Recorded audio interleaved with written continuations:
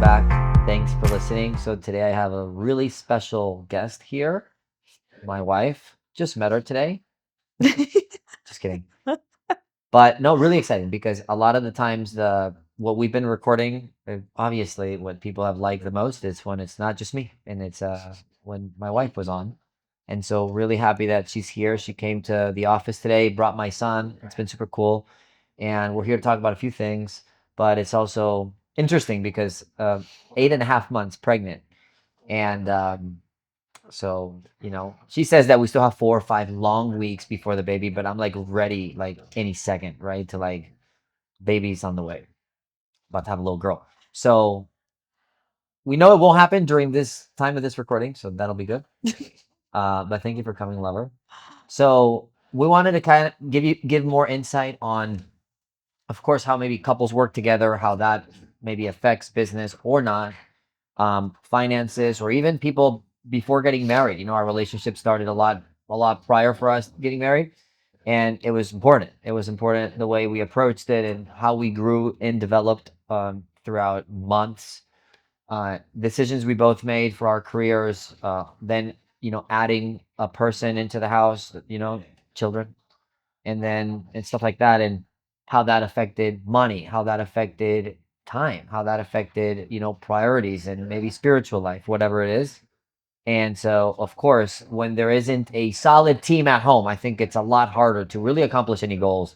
um I was actually talking to some of my guys yesterday about how having like maybe the wrong partner, or the wrong, or if you're not aligned with your partner in terms of goals, which to be aligned you have to talk about these goals. It's almost impossible to, like, it could actually kill your dream, your career, your purpose outside of the home, which I think is just as important. Typically it's what you do outside the home that creates the peace inside of it. um and so, me and my wife have been growing a lot, and very lucky to be where we're at today. I wouldn't say lucky. I think the right word is fortunate and blessed. But also, we've done a lot of work, a lot of hours, and it's been a lot of talks and communication and a lot of uncomfortable stuff. And especially on her side, to be willing to sacrifice a lot of stuff and dealing with somebody like me and things like that. And then on my end, also just learning a lot and learning how to um, discover my weaknesses and discover my weaker points, and work on my strengths and stuff like that. So I don't know, lover, any introductional thoughts that you have? I think I think the first thing to just that I was remembering, right, was from the beginning we both had an understanding that we were ambitious people. And we both came from really nothing, right? Like I came from a very low income family, a lot of poverty, and you came here to the US with like $100, I think, something like that. So that mindset was already something that we both recognized in each other. And then I think what maybe for me was the work ethic, right? Like when I was, because I was not looking for a partner, right? When you and I met, I was in a different relationship, but I always looked if like the person could match my work ethic. And I don't mean that in a sense of like just in work, but I meant that like in the sense of just overall in all areas of life. Could the person meet me where I was at or exceed me in development, in growth, in learning and coaching, in everything, in all areas of life. And I think that's initially when you and I first met, what allowed us to work really well together just as business partners. Um, and I think from there, we could grow based on that foundation. Was that understanding?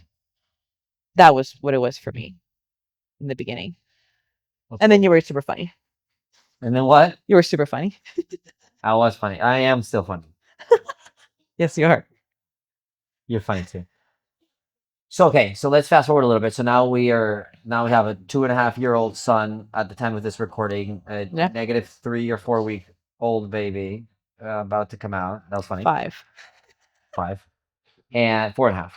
And of course, a lot has changed to where, our careers have moved in different directions. So what are your thoughts?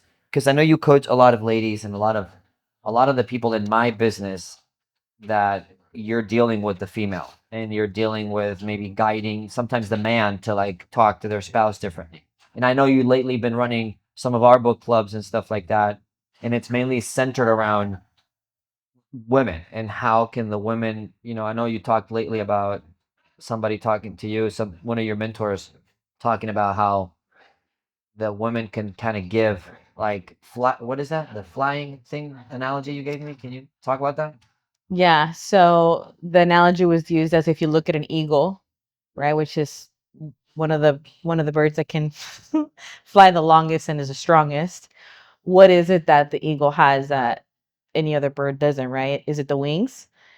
Well, that's the answer that I thought, right? And I was corrected and said, no, it's actually the fact that underneath the wings there can be air that sustains the wings. And that analogy was used to explain the relationship between the the husband and the wife. Like a male can always be equipped with the right set of wings, but if he's not equipped with the right air underneath him to support, the eagle is not going to last long in flying. Or the eagle's going to keep flapping their wings exhaustedly because they don't have enough air underneath them. So that's the man overworking or exerting himself while maybe the partner isn't fully developed or equipped properly with knowing how to support that eagle. So you're kind of explaining, and this applies also for people if maybe they're not married yet, right? But you're kind of explaining how the woman can, like the lady can complement, like if the man's flying and the lady could be either air underneath the wings or not. So Yep. kind of like the lady could be the reason why the man's flying really high, meaning accomplishing goals Hmm. and stuff like that, or the opposite. Yeah. And so, can you talk about that? Because, okay, if let's say there's a lady that's like, I've never heard that. I want to be my own flying eagle. Yeah. For somebody that could be a little bit offended by that, and especially coming from you, which you've always been very choleric and very in control of your life. How would a lady that's never heard that take it? Like, why do I have to be somebody's heir? Why can I just not be the eagle flying? Can you? Yeah, I can relate to that 100% because I was the eagle in my family, right? So if you're looking at the lineup of the dynamic of my family, my dad passed away when I was really young. So all I watched was a single mom, right, run the household, aka be the eagle. And then my mom remarried, and that marriage didn't last long. So again, back to square one, right, being a single mom. So in my mind, everything that I saw growing up was the woman was the eagle. And I felt and thought the same way. Like, well, I am going to be my own eagle, and I am the independent eagle. But what I started to realize when we were trying to work together and have a home is there's got to be somebody that's going to be a complementary. And that doesn't mean that you're not an independent woman. That doesn't mean that you're not an eagle of the same strength. What you're understanding is learning how to be a gap filler for the person that you're working with. And this is a mutual concept in any relationship, whether it's business relationship, whether it's a friendship, whether it's a relationship with a significant other, a brother, a sister, whatever. How can you be the best gap filler in that relationship? And I think a lot of the times, like when you're hearing that concept, especially as a woman, if you've never seen it or you don't agree with it, it can be offending and insulting because you just haven't equipped your mind with enough information and, most importantly, enough people that have the fruit to show you, like, hey, learning how to work and be a gap filler is not any less than being the main eagle that flies. So I think for me, when I started to really see the shift and the change was when I personally just started to change the circle of women that I was around. And when I started to really look and reflect at what the benefit of understanding that concept meant, meaning there's unison. I didn't come from a marriage. Your parents did. You saw 20 some years of married, 30 maybe. So Around that. so between both of us, it's pretty obvious who needed the most probably work on understanding a relationship and a marriage, and it was me. So I needed to take a step back and really reflect, look like what are the areas that I'm lacking at, and it was that like two plus two is four. So if you never saw the dynamic between a male and a female, then that's what you're lacking. And when I started to become a student instead of trying to be the main like independent leader that I always was, I recognized like, hey, you know what? There are a lot of things that I can work on so I can be a better example for my son because we read a parenting book, right, where it says that the biggest gift that you can give a child is the relationship between It's the marriage. It's a healthy, happy marriage. yeah. Yeah. So now that's a goal. Okay, so that's cool. Can you talk about how do you think money? How do you think that affects money? So how do you think the relationship? So let's say I'm a single guy or single lady, or even I'm in a relationship, maybe looking to soon to be living together, or even I am maybe at that point. How do you think the marriage or that relationship of both careers, how do you think that affects the income of the house, or vice versa? How do you think maybe lack of income, or how do you think that affects the marriage? Can you how do you explain the differences there? Because in somebody's head, it could mean like, hey, if we both work, because right now you don't have a job right now, right? Mhm. So if somebody said, I'm like, well, both incomes can make more money, and that's not necessarily true. Yeah. How do you think income affects the marriage, or vice versa? How do you think the relationship affects the income of the household, based on what you see, the ladies you coach and the people you talk to, and in our home too? So I think first of all is, and this is something I think that you and I both learned recently, is sometimes careers, at least in the role of the female, can really morph the perspective and the thought process of how the relationship at home works. So for example, there's a book that we read that talked about how a lot of things in our world are based off of a contract relationship, right? You give me something and you get something from me, right? In Covenant Marriage exchange. by Gary Chapman. Yeah. And unfortunately, that's how a lot of us go into any relationship, especially a marriage. And for me, I definitely felt that. I felt like my whole life, if I do this, then I'm going to get this, right? Because I was in a situation where I needed to provide a lot of finances for my family. So my mind was constantly on what am I going to get at the end of this? Am I going to get money? Am I going to get some sort of maybe medical solution for my brother at the time who was sick? Like I was always looking at what I was going to get at the end in exchange. So coming into a relationship or coming into an environment where maybe you're running a career, you're going to think probably the same way, right? Like if I do X amount of hours in my career, I'm going to get X amount of money. Or if I get X amount of time with my significant other, I'm going to get this at the end. And sometimes that's not at all the case, right? Sometimes, at least in my experience, what I realize is, yeah, I definitely could have kept working. I definitely could have kept running my business. But at the end of the day, was our relationship and the relationship with our son, was that going to be something that became beneficial or was it going to be something that was just monetary? And I think that's where people get caught up in the career where like, oh, well, I make money, he makes money, and this is my money versus in alignment of being like, hey, this is our money. And I think something that helped me personally help make that change was just having those financial meetings on the calendar every month because this was a whole different world that I was stepping into, right? I managed all the finances for my family for years. So let's rewind that so you can talk about the financial meeting. So you were making money forever, all your life career until you were almost 30 years old. You were like managing. You were the main income producer in your house. Yep. You took care of your little brother, and even your mom, and probably more family members. And I know you helped an orphanage in El Paso. Like you did all these things. And now you had to like, in order to be aligned with for our relationship with our son and stuff like that, you had to like give me all of the control of the money, which I know it did not feel good. So, okay, so first of all, how speak to the choleric lady that's listening to you, but also think about this. There are ladies listening to you that like actually would love that. Yeah. So would you speak to both? So maybe for the choleric lady, it's definitely a tough pill in the beginning because you're just so used to having control of all of it, right? And I think what's really hard is letting go of maybe anger that you will have with yourself of not wanting to let go of that.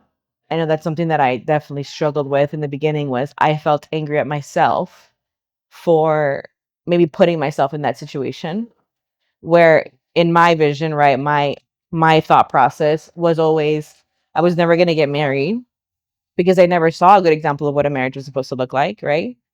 And I was never going to have kids because I was always around, all the kids at the orphanage that my family has in Juarez. So why was I going to give birth to kids when all I heard growing up was all of these stories of all these orphans that were never wanted, never loved, and all they wanted was somebody to care for them. So I had that mindset. And that was my battle. And I think for the choleric woman is like really understanding what is the battle? Like what is it that you're really upset about? Because in reality, we're never really in control of anything. Yeah. There's only one person, or one, not even a person, one identity, right? One higher being that is in control. And it's just the illusion of you being in control that give fulfills something internally for you. So I think for the choleric lady, it's really understanding, okay, what is it that you're actually trying to fight? Like, what is it that you're actually upset about? Because 9 times out of 10, it's not the control because you're not in control. Okay. So, and I want you to talk before I forget. I want you to talk about what did you notice happen before you answer this, but I want you to speak on what did you notice happen to our income when you did actually let go the anger and you moved and like you took that role that was harder for you, the supportive role, giving control up. I want you to talk about what did you notice happening in our income, and of course, what did we do financial meeting. But before that, can you talk about okay, there's the opposite person of you that maybe is not the most work motivated. I think this is actually the majority of ladies that maybe they are in a relationship and they kind of are looking forward to not work. They are, and you, I know you coach a lot of these ladies there, and I think that's okay. But sometimes a lady that doesn't want to work because they want to have the home role that like for example like you now have, and they don't want to be the income producer, they want the income producer to be the husband, which is a great idea, or the spouse. um how can that lady affect their person's career? Because you see ladies that they want to have that role. We have newly married couples that we work with, they want to have, lady wants to have that role of staying home and being like the mom and maybe moving into not working, but then they're kind of not really helping the career of the other person. They're kind of holding that person back, and like we want to spend more time together, and like and then the career of neither actually moves forward, but they do want to stay home. Yeah. And then you have other ladies that are probably extremely like you are to me now, where you are staying home, which is actually a lot harder than what people will paint that. And but you are actually being air, like you're actually helping my career, which is as you now, and we both understand it's our income and it's our family piece is comes from my personal career. You're actually a engine to it, and like you're flowing. I mean, you're here right now recording and helping. So there's those two females. Does that make Yeah. sense? Can you speak on like, well, do you have any thoughts, or I want to say advice, but what do you see differences on the people you work with of the lady anchor that doesn't help the career versus the lady that wants to move to not have work but Yeah. is helping? I think the difference is the one that maybe has always had the dream of just staying at home and being, a provider for the children. And I think the big difference there is the mindset between his career and my career. So I think really just understanding, first of all, what the definition of business is, and work is not a bad thing for the significant other to do, because that's the role, is to work, right? But I think what happens to that lady is there's a division between, well, that is his and this is mine, versus, Pride there. I don't know if it's pride, but maybe it's like a sense of like, well, this is my dream. This is what I want to do. Instead of looking it together, but okay, well, how can we combine both of this vision together for a business? Because at the end of the day, that's what you're doing. And business is an opportunity for you to impact as many people as possible. Like that's the actual root of what business is. So by the woman that maybe wants to stay at home and just have a more laid back lifestyle, there still needs to be some sort of discipline or work ethic in that arena, because you can't expect to run a household, right? Whether it's with children or not children, effectively, if you haven't mastered the ability to manage your calendar, if you haven't managed the ability to have discipline of waking up at X amount of time and getting things done, or just having the work ethic in the home, is going to always translate into the significant other's career. So if your mental real estate is spread so much across not just the career that you have, but also at home and with me and with our son. How much are you actually going to be able to allocate into the main career that you're focusing on? Where if my role is, okay, how much of this can I take off your plate? And I have developed the work ethic and the discipline and manage my calendar and everything else, responsibilities in the house, that's going to generate way more real estate for you. Yeah, no, for sure. And and just to shout out you because a lot of it is like I've noticed like people that they're not in this role where they have a stay-at-home wife and a mom, they think it's like you just got all the time in the world. Yeah. And the reality is like I've seen my wife and pregnant, which adds a lot of tiredness, a lot of course I can't speak to it, but I mean I see it. Waking up at 5:30 in the morning to go to the gym, like that's crazy. Especially, I mean, you're developing another human in your body. Like that's just so hard. I've seen her do her devotionals and doing like all her quiet time before baby wakes up because then baby time is very demanding, and we have a 2-year-old son that it's like very energetic and stuff like that. And so like I've seen her habits do very well. So okay, let's go back. But so what do you think if there's, let's say I'm the lady that, well, I want to stay home and whatever, but then I'm like, well, then I want you to be home with me. Like, okay, like you're like working all day. Like you're working all day. Like we're not accomplishing our goals. We still live in an apartment. This is not our dream home. We might not have kids yet. So we're not where we want to be yet, but I have this immediate gratification thing and like I want to be at home, but then I want you with me. Like you're like working. I want you to be home with me at 5 o'clock, at 6 o'clock. What do you think that's gonna do? Like where do you see that going? Let's say I'm that lady that Yeah. I'm in alignment to where I don't want to work and I want to be the provider at home for our future children, but I'm also kind of bothered that well, you're just out all day. You're not with me. Yeah. I think that could gear into so many different areas, right? But what it really boils down to is, okay, as if I'm this woman, right, I need to ask myself, what is it that I'm actually seeking? Right? Because a lot of the times I think individuals will fill their time with maybe people or things that isn't exactly what they need. And if that's something that an individual woman is fixating on, like, hey, I want you to be with me 24/7, the reality is that you're actually just crippling and you're hindering the growth of your significant other. You're crippling the growth of your financial status, right? And in whatever goals that is for you. You're also going to be crippling the future of what your kids see if that's something that's in your plans. No. Because the more that this is just what it is, it's Yeah. selfish. Like you're selfishly just trying to sustain somebody for whatever your emotional needs are, which there's nothing wrong with being emotionally fulfilled, right? But there is a difference between being emotionally fulfilled and being selfishly fulfilled. Hmm. And you will never be able to really understand the difference internally if you're not having the proper dialect or conversations with yourself or with your significant other.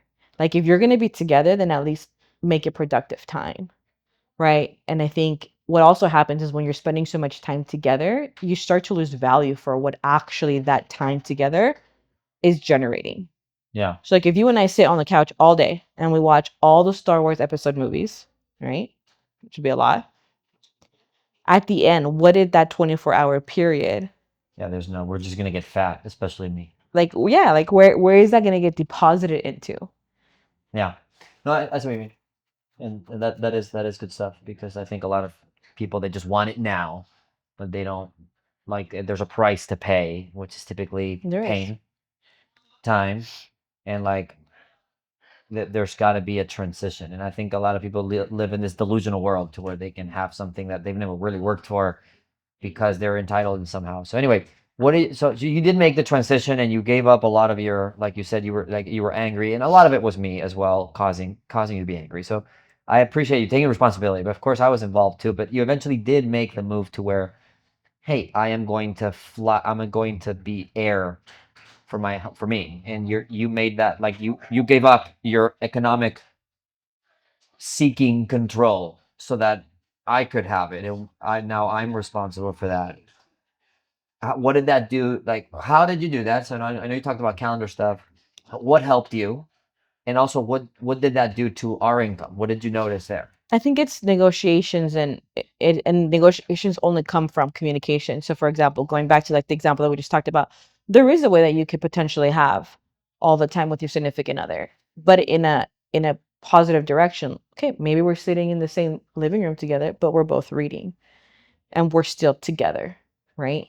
So there's just there needs to be more creativity and a higher weight added to whatever action conversation that is going to happen between you and the significant other. So for example, we've had conversations about, okay, well, like what is it that we want to do? We have our yearly goals, right? We go over them every New Year's. We set them. We we have sections. We've got spiritual, parenting, business, finances, Marriage, marriage, and I think like a yeah, like a fun one, like like a another, travel one, something like that. like a section like that, right? And that initiates us having to have conversations because we both know where we're at in the beginning of the year, and we have that in mind. And then as we're progressing, we'll have date nights, right? We have our goals for 2025 are spiritual. We have spiritual goal, marriage goal, parenting. I'll just read them. So like spiritual, we have a conference that we missed on March 8th. We wanted to go to Tony Robbins, and I think it's been already March 8th. Oh, that was Monica. Maybe you did do it by I did do yourself. it. Yeah. There you go. And mine was to learn to quote the Bible more. And yours was the Armor of God mind. And then our marriage goal was whatever book we're reading. So kind of apply the Covenant Marriage book by Gary Chapman. Parenting goal was parenting book to read was Raising Godly Tomatoes, which I just finished, and I know you're on it.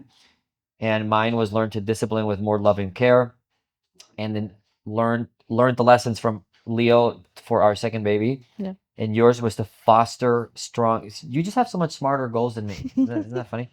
Fostering strong individual bonds. Like I don't even know what those words mean. And then that was parenting. Parenting activity was for us to do one family activity per month, which I think we've been doing. Mine was to have a lot of eye level conversations with Leo and safe disciplining him. And yours was quality one on one time with each baby. Then we had a business goal. We had a financial goal to save a certain amount of money, and health and fitness. Health and fitness goal. Yep. Our goal is that at least we got to skim through this book called Selling Sickness. Crazy book. And my goal was to do both our goals actually to do 260 workouts for the year, which is 5 a week for the year. And then we have like an other section of goal. Like yours was pranic healing. Pranic healing. Yeah. So this is exactly So we talked about this. what's going to help generate those conversations and keep you in alignment of what it is that you actually want to do financially, because you're thinking about it versus just kind of going into the months or the days aimlessly and just giving into the instant gratification. Like, of course, everybody wants to buy nice things and have nice things. But when you're at the point where you know you can and you don't, It's a different flex right there. it's because you've developed the ability to have your goals in mind, because you're having these conversations in the beginning, not by yourself, but also with that person that you're building, whatever it is that you're building. And I think for us, that's probably been um, the most helpful. Yeah. And for you, you talked about a meeting that we did. The financial meeting. Yeah. What's that? So I think it was in the beginning. Obviously, it put me a little bit at an unease position, not knowing. Unease. Yeah, uneasy. It made me uneasy, not knowing, like, okay, well, Where's this money? for 20 plus years of my life, I know exactly where every single penny has gone in my family, right? So I was just like, okay, I just need to know that I can give it up and know that it's not going to go into anything crazy. Because here's the other thing, like if as a significant other and like you're the main provider and you're managing all the finances, and but there's no communication on where that's going, Right. that leaves the other individual in a completely questionable state of mind. Like, Yeah. well, where is this going? Where is that going? Like, what happened to this, right? So if we came up with I don't know how we came up with it. Maybe we asked somebody. I don't remember. I think it was through counseling or coaching or something. Yeah. Probably. So we scheduled it on the Chat. calendar. I think it was chat. Yeah, probably. Once a month, at the beginning of the month, we would have a financial meeting where we would go over, all the bills, the expenses, and then we would go over, okay, well, what was left over? What is being done with that money left over? And then we were looking at the savings. And the only thing that we would track consistently on the calendar invite was the money that was coming into the account and the money that was in the savings. Is it going up or down? Is it going up or down?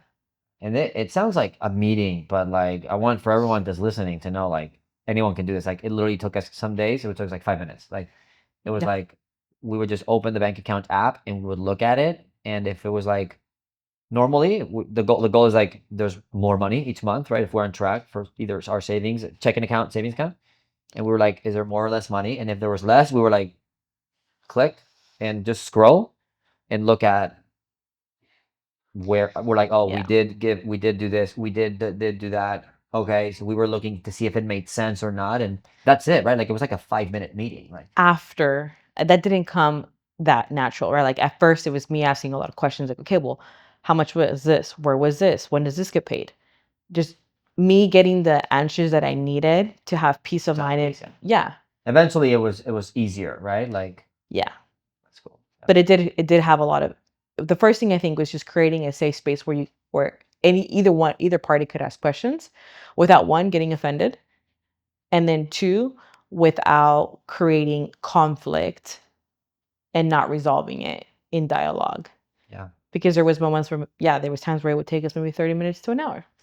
Yeah, or like me wondering like, hey, I can't walk through my front door because there's 84 Amazon boxes, right? Because No. obviously you needed Like, look, we'll give an example real fast, right? you There needed was these boxes. there was a few moments in those conversations where maybe you had made a purchase, right? That I found out about later. Later, yeah. And it wasn't like a Starbucks purchase. It was like a pretty hefty purchase, right? Which one, lover? There was a few. Then there's like Which one multiple. are you There's remembering? multiple zeros and commas in these purchases. Okay, Which one are you remembering? Say it. What are you talking about? okay, so I think the first one was when I found out that you bought your parents a car. No. It was their cruise, lover. Oh, their cruise. Okay, The car whatever. we talked about. The heck? No, we didn't. Yeah, we talked about it. No, we didn't. But either way, like this was one of those conversations where it was like, hey, like I think there needs to be maybe a conversation had about this decision. And it wasn't because the finances were not there. Yeah. But it was just the simple matter of fact of like, hey, if you're gonna spend 10 grand, like let me know.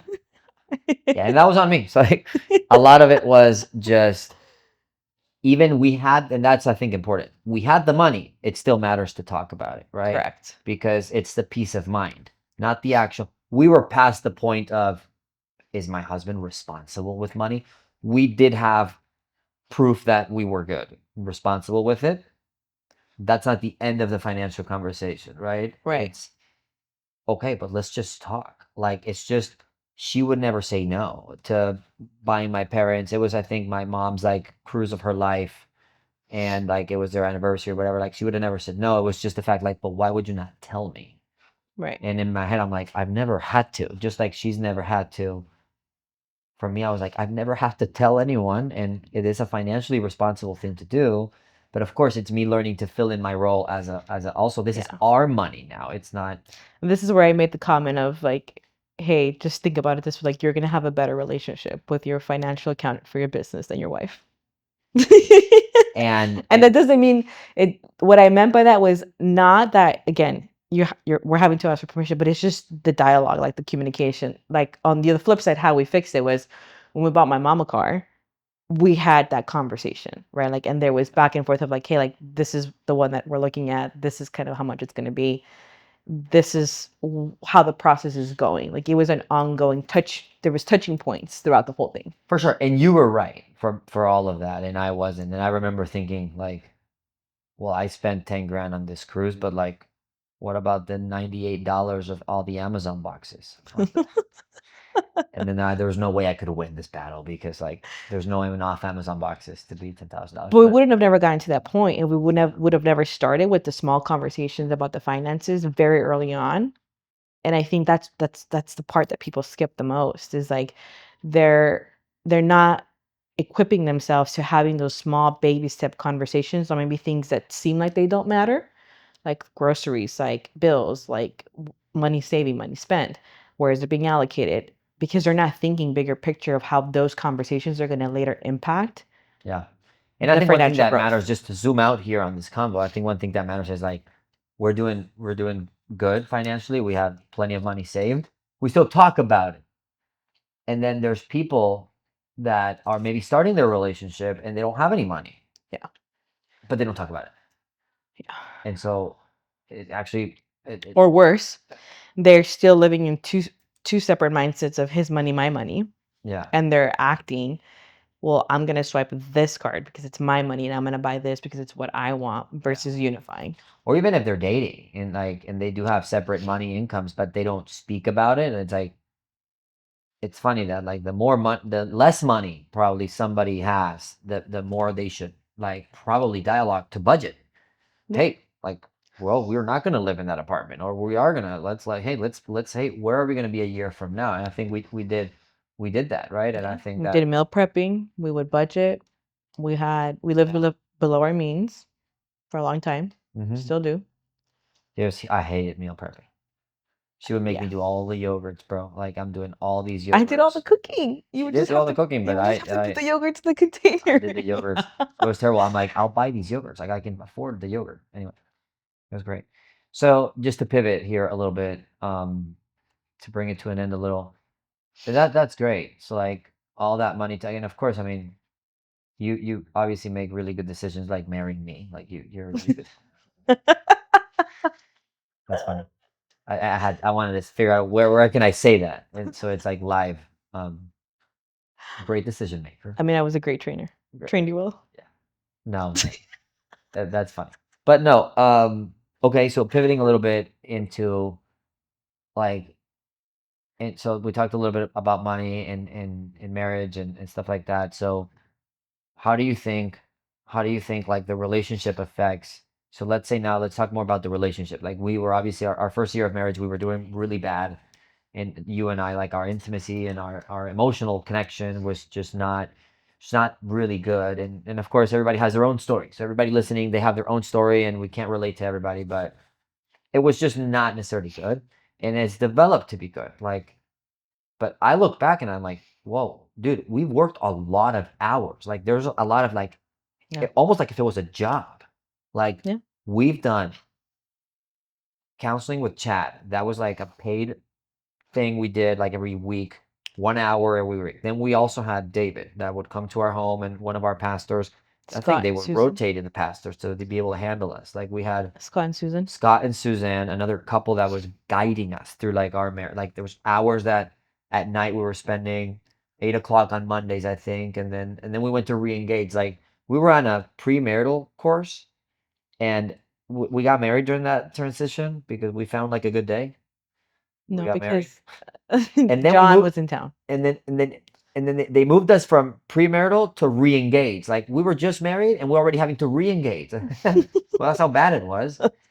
And we had like a course every week we were attending, Thursday nights. I remember at 8 o'clock. We were late for another meeting. We We had to had go. counseling on Tuesdays. So counseling on Tuesdays, had like 5 things I'm naming. Plus we had our own separate connection sometimes with, I would talk to Scott, you would talk to, so there was We like had all other these mentors hours. Like too. if we would have got paid hourly, like that would have been a lot of money.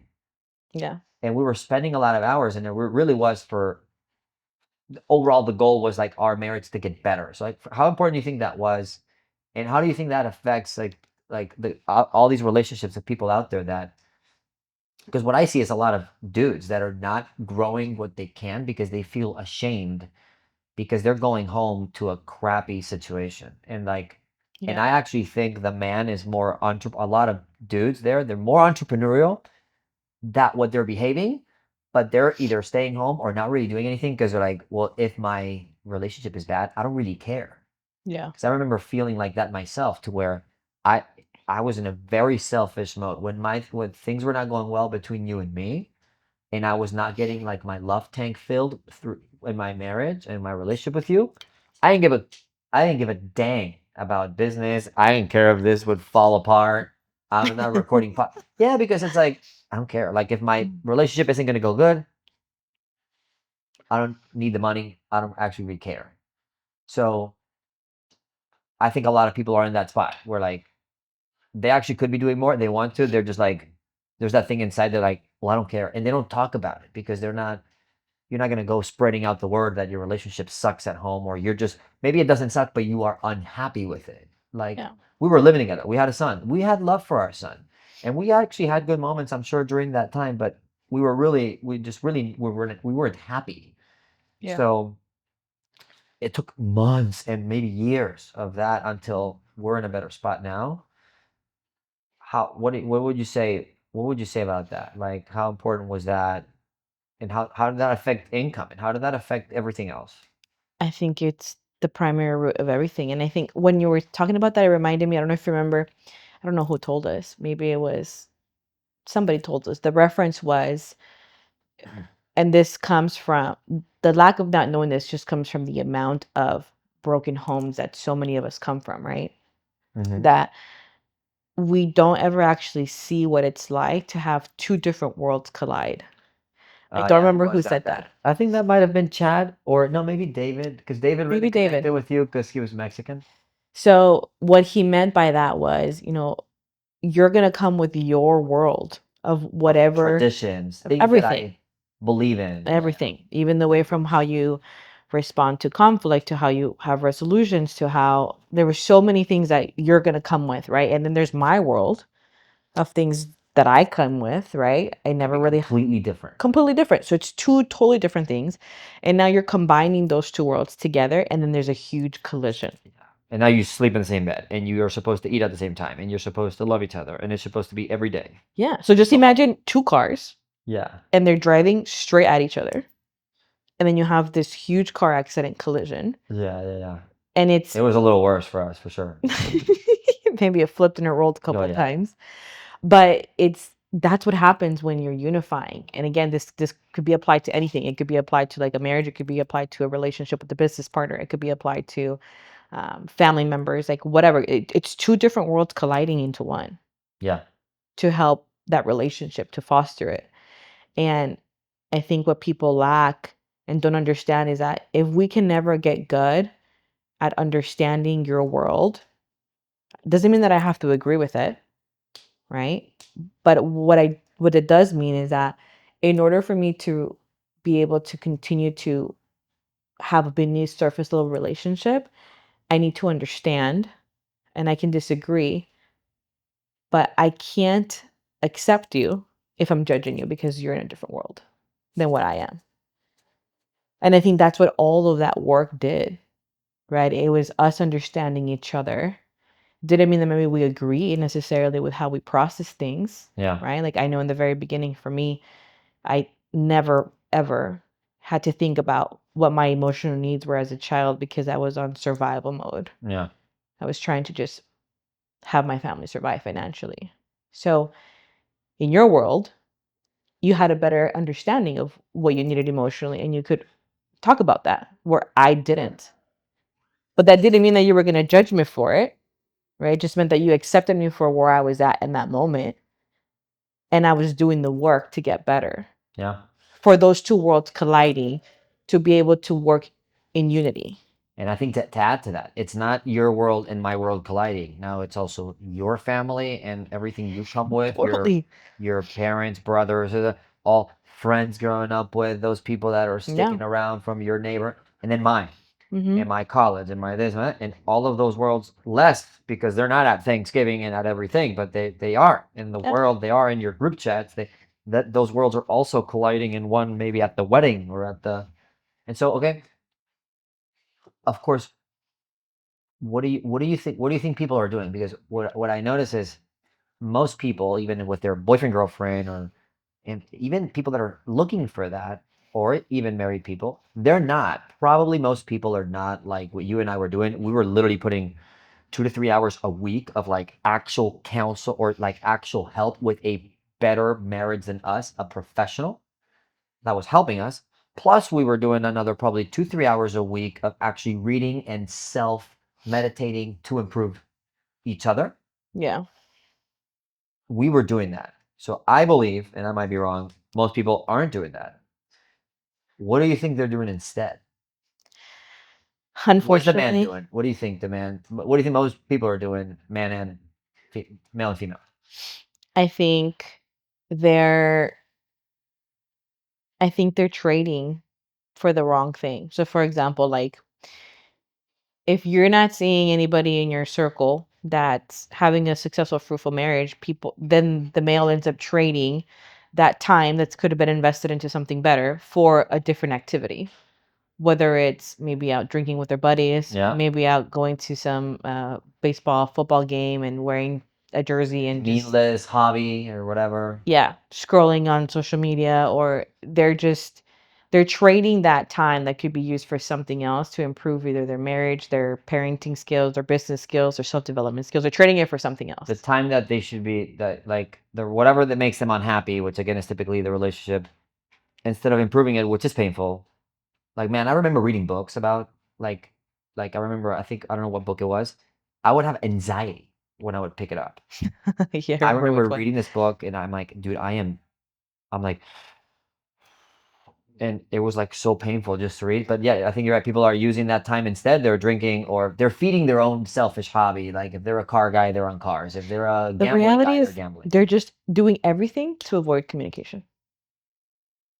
What's the lady doing? What do you think most ladies are doing if they're not maybe they're not seeing their partner really work on it either. So they're like, well, they're supposed to be the leader. So what do you think the I think it's lady the same. I think they just get distracted by other means in the world. For example, following these social media influencers, right? That look a certain way, or that shop certain things, or that talk a certain way, or they're out maybe entertaining themselves. they get obsessed with shopping maybe or Yeah, or maybe they're out hanging out with the girls at the clubs, or maybe they're out um, getting their life filled with the wrong things, yeah. whether it's materialistic things, whether it's people, whether it's mindless activities. It's the same, Yeah. right? It's the same. It's all just to TV. avoid. Yeah. And really, honestly, what I've seen in my experience from engaging in conversation with a lot of women, typically one partner is avoiding communication, and the other partner is escalating it too much. Yeah. So there's never an opportunity for these individuals to come together and actually have. The avoider and the vacillator. No, I mean, it's not just the avoider or the vacillator, but it's either like somebody will exit a conversation and somebody will just overblow it in proportion. Yeah. So they never really learn how to resolve conflict, which is something that you and I had to work on for a while. Yeah. Where, hey, we can disagree, but we can talk about it in a manner where it's healthy, where someone is not blowing up. We never disrespected each other. We never raised our voices at each other. We never were uh, physical, like throwing things or anything like that. Like we were civilized and we had a conversation. And maybe if we couldn't finish it that day, we would pause it and we would pick up on a different day, right? Or come back to it, circle back to it, be like, hey, I need a second, right? Yeah. That's what they're not doing. So in the meantime, while they're avoiding all of this, they're filling their time with all of these extra other things around them to distract them from the actual solution, which is that Yeah. learning how to have appropriate conversations to resolve conflict through dialogue and not interrupt each other, and learn how to validate what you feel and you learning how to validate what I feel. Well, that's good. Yeah, I remember the mug exercise. We used to have an exercise to where Yeah.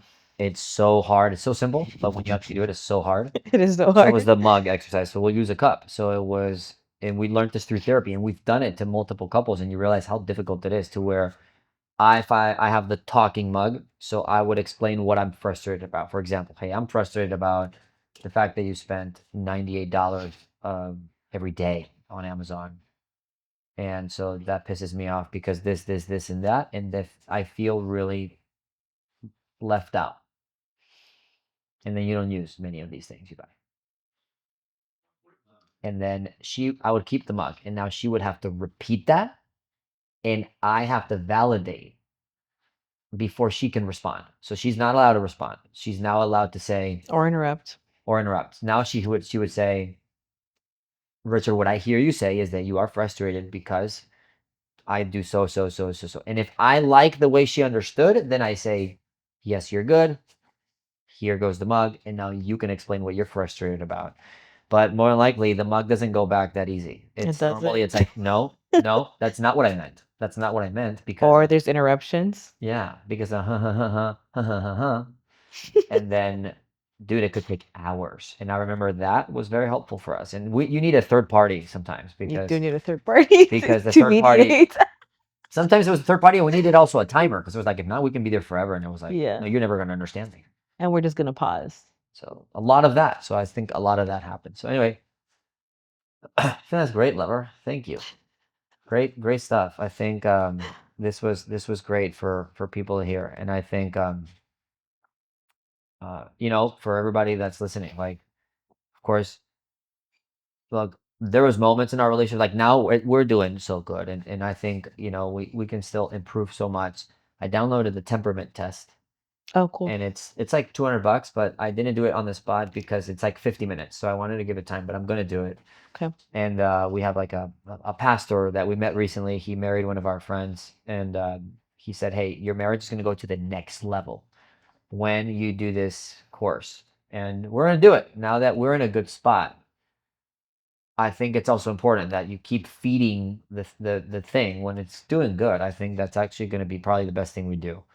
It is. Like people getting so excited about leveling up on video games Video. or like leveling up in like their work careers, moving on to the next thing, or leveling up in their car status, or leveling up in like their what they're wearing. But it's really like, are you leveling up in the relationships that you have? And of course, you're the person you live with, and if you hear, you know, I listen to Alex and Leila Hormozi all the time, and they talk about it almost every 3 or 4 podcasts they release. They're both talking about how, hey, the best people they work with are people that have a supportive and a great relationship at home. Because if you're going home to a nightmare of a relationship, it's definitely going to affect your life. And that, you know, there's no such work-life balance. You can't have the crappiest life at home and then go to work and be like the best work person. There's like that doesn't Doesn't work. exist. It's Yeah. impossible. So work does affect personal and vice versa. So I think that's valuable. So anyway, Lover, thank you. Thank you. Thanks for being here. Yeah. Of course, you know, great decision maker here. You know, uh, great decision maker. Great decision maker here. Of course, my wife. You know, married me. I mean, what else? What else? Okay, how much better can you get? You can't. That's the answer, right? And so her microphone's off, so she can't reply now. But just kidding. No, I think that's funny. But I'm really so proud and fulfilled because like there was a moment where I would never be able to think that. And now I can jokingly say that and it's great. And of course I am really the lucky person. Everybody knows that. You know, when there's a great career, there's a great business, there's something good that's growing, our brand is growing. There's somebody that is not getting any of the credit, that is not getting any of the spotlight, but actually deserves it all. And it's my wife for sure for me. And I think that's awesome. And that's I really thank you. And you know I love you. So you can get more Amazon boxes today. Perfect. So They're on thank their you, way. lover.